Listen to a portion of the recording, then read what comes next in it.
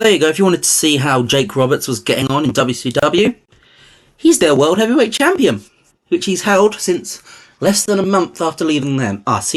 So he literally went into WCW on the 1st of April. Before the end of April, he was their World Champion.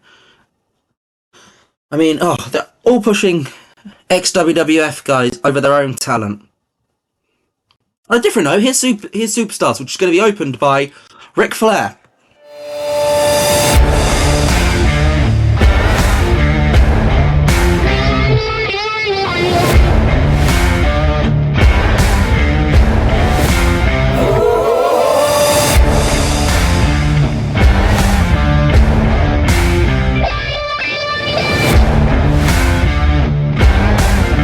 Hello there and welcome to episode 31 of From Then to Now, the TEW 2020 save, where we go from 1992 in the World Wrestling Federation all the way up to the modern day. And also, we've got a fancy new graphics in the intro package. Let me know what you think of that. It's something I threw together. I'm not very good at this, but this series is genuinely helping me improve. If you actually go back and see some of the old videos on this channel, like the rebranding WWE save, if you go back that far, you'll notice that all of the videos are in one take. No editing at all. Hell, I think even some of the videos at the start of this save are in that one take. Just goes through. If something goes wrong, it'll be alright on the night. So it shows how we're already improving, just less than 7 months into a save. Less than 50 episodes in. But we've got an episode of Superstars here for you tonight. Interesting one, because we are going to be coming from Calgary, Alberta. The home of the Dungeon. We are actually in the Stampede venue. So that should be pretty fun. And we've got an 8-man tag main event as Hulk Hogan, the Ultimate Warrior, Koko Ware, and Hart Dungeon graduate Owen Hart take on the team of Fuji-Gun, Yokozuna, Satoshi Kojima, Yoshinari Ogawa, and John Nord, who, he makes sense to be in the group. But if you're new around here, make sure you hit that thumbs up button and subscribe for TEW content. This save, we plan to go as far as we can on this game cycle. We may even keep it going into the next game cycle, because who knows when that's going to be. And do subscribe though, because less than half of you that watch these videos are subscribing. If all of you were to subscribe, we'd be able to reach a lot more milestones a lot quickly. So, let's get right into the show. And here we go. As we said earlier in the preamble, ladies and gentlemen, your opening contest features the Nature Boy, Ric Flair. Theme from 2001, A Space Odyssey plays. Ric Flair comes out draped in his robe. JJ Dillon by his side. The other horsemen aren't with him tonight. It's just Ric Flair and JJ. But gets an 83 rating for an angle essentially based on Ric Flair's entertainment skills whilst he's coming down, cutting a promo into the camera. And he goes straight into a match. It's a squash match. This card is actually quite squash heavy, I've noticed. We've got two big matches to main event and semi-main. But other than that, it's quite squash heavy on the undercard, which actually isn't too bad. Ric Flair picks up the win just over 5 minutes, making Barry Horowitz tap out to the figure 4. Gets a 94 for Flair. Great rating. Not too bad. And afterwards, Flair is walking up the ramp, and you just hear dong. Lights cut out. Undertaker's making his entrance. They get to the middle of the ramp, and the Undertaker just looks at Flair, smiles, and keeps walking.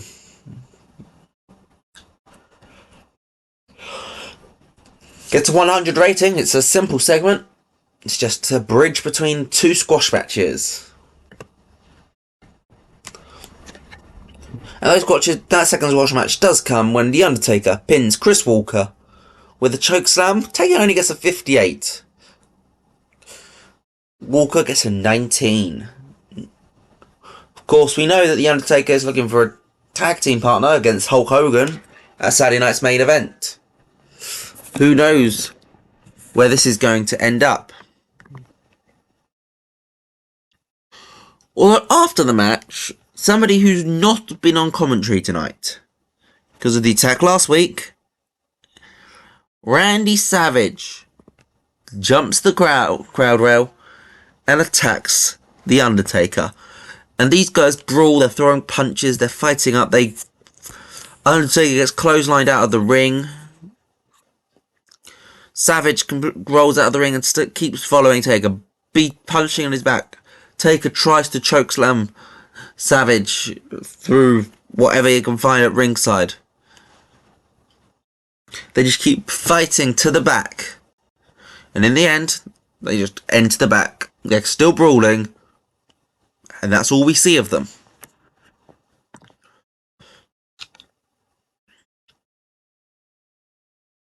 We get a promo with the tag team champions, the Road Warriors, with Gene Okerlund. And they're chatting and they get interrupted by the Powers of Pain, who come in and sort of square up to them. Basically, they're putting themselves in line for a tag team title shot, but the Road Warriors made the valid point. They've barely tagged together this year. If they want a shot at the tag titles, they're going to have to actually tag a bit more first. Hell, even Hulk Hogan and Bret Hart have tagged more than you guys. Maybe we should give them a shot. Maybe not. But 56 rating sets up the next couple of weeks of our tag team division title picture. Gives us something to do.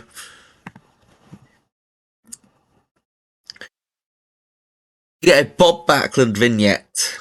And it is Bob Backlund launching his bid for presidency. Because it's one of the funniest gimmicks I can think of.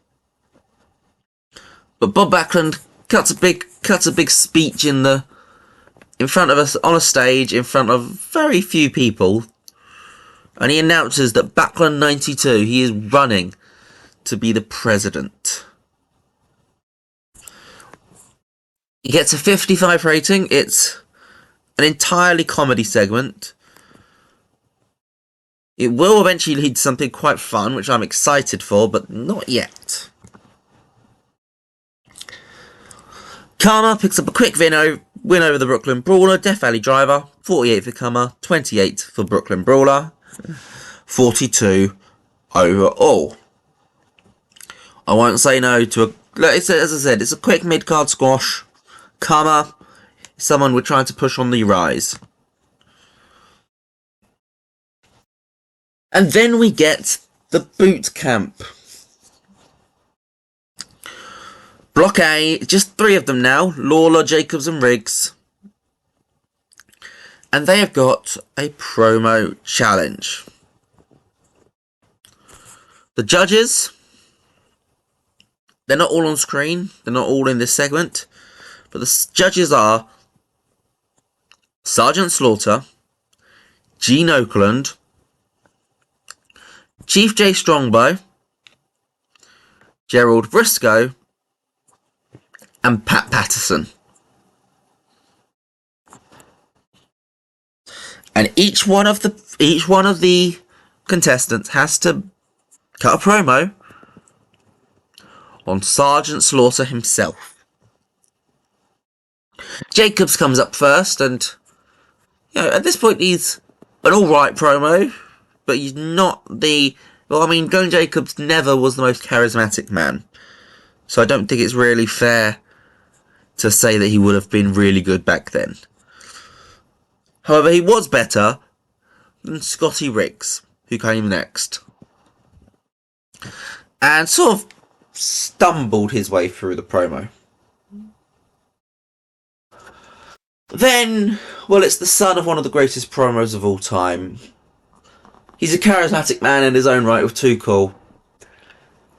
He's not anywhere near the level of his dad, but compared to the people that are also in this bracket, Brian Lawler wins this challenge. So it goes Brian Lawler getting them full points, Glenn Jacobs getting second, and Scotty Riggs gets last place. Gets a 67 overall as we continue the boot camp. Next segment is a backstage promo. And it's a hype package for a team which we've barely treated with any respect. And it's the Beverly Brothers. With the genius Lanny Poffo. And they talk about how they are the intellectuals of the tag team division. And how this tag team division is treated like a joke. There are jokes in this tag team division. And intellectuals like us, whilst we get to the jokes, the thing is we just don't find them funny. Because they're at our expense. You don't get to make a joke of this tag team division without making a joke of every single tag team in it. And of all of them, we are the greatest tag team because we are the intellectuals. We have the genius and the Beverly Brothers. Any joke in this tag team division will feel the wrath of knowledge. If you know the tag team division around this time, you know exactly who they're setting up a feud with. Because they're also kind of delusional heels in this, because I'll be honest, I don't really think the way we treat the tag team division is much of a joke. I think we've actually done pretty well by our tag team division with Miracle Violence Connection, Money Inc., the Road Warriors, the Natural Disasters, even the Nasty Boys, the Smoking Guns, I think we've done well with. Teams who were not great, maybe a bit comedy teams, I think we've treated really well. It's a 54 rating though. We get our second Razor Ramon video package, and it continues exactly where last week's ended, with him driving off from the green light. And he pulls up next to a bar. He gets out of the car, tosses his keys to the valet, and just struts in, being let in past a massive queue of people. And as the door closes behind him, we see coming soon. Basically, yeah, we're just continuing the hype package for Razor Ramon.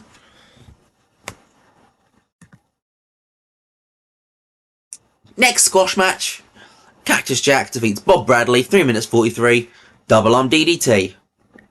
Simple stuff. Cactus Jack's brutal. Cactus Jack is savage.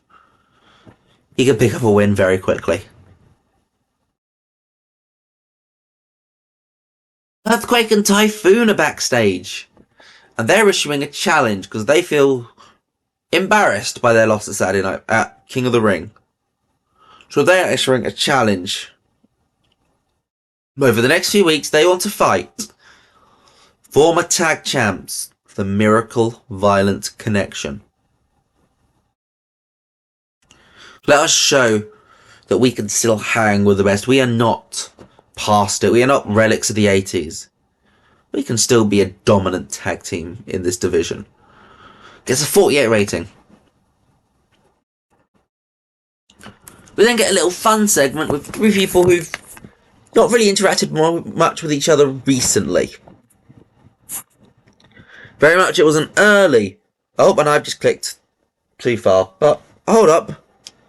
Let's get an overlay in. So yeah, so it's 3 people who've not competed, who've not interacted much with each other recently. It's Owen Hart, Bret Hart, and Jim Neidhart. The Hart family. Well, not the actual Hart family, the Hart Foundation. And they're back in Calgary, so it's just a little nice segment where they get to say Hello, Calgary. Well, hello, Stampede Loyals. We are here again. We miss you guys when we're on the tour. We will always love Calgary. It's our home. Basically, it's just stuff like it's just a nice little babyface promo from the three of them. Which leads straight into Bret Hart versus Lex Luger. I can show you what's on the screen now. And Bret Hart picks up the win, 14 minutes 37 with a sharpshooter. Hart gets a 95 and a 48 for Luger, gets an 81 overall. Not bad. And afterwards, Jack Tunney takes over the broadcast. And Jack Tunney announces, last week, 4 superstars put their name in contention to be the rightful Intercontinental Heavyweight Champion. The British Bulldog already has a championship opportunity in his home country at SummerSlam 1992. As for the other 3, I could not decide who deserves the right to challenge at Saturday night's main event. Henceforth, we'll see the return of a match type we haven't seen since WrestleMania. The Triple Threat match.